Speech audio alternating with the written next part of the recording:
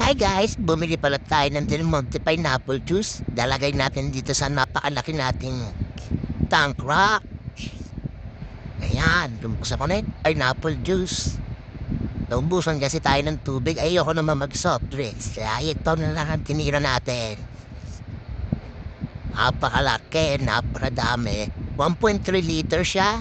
100 pesos lang. Kaya ito na lang ang binili ko kaysa mag-soft drinks. Oh, tagal maubos. Daming naman. Halos puno na yung aking lalagyan. Ito lang ba kasi yung yelo sa loob niyan?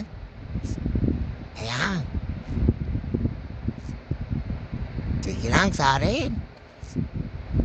Ubus na. Ang sarap. Ito pala siya, oh. Kala ko beer. Oh, megos na yan. Tornado. Tornado. Yan. Taste na tayo. Dede. Sarap.